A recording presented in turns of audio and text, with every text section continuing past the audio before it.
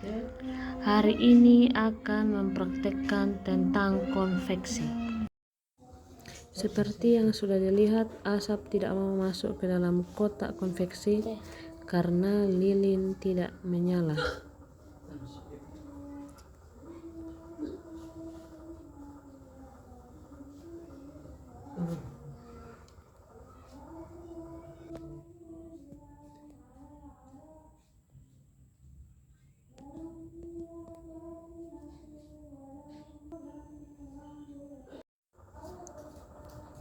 Ada asap yang masuk ke dalam kardus menuju ke cerobong 2 dan keluar dari cerobong 2. Itu artinya lilin dapat merangsang asap dari cerobong 1 dengan baik.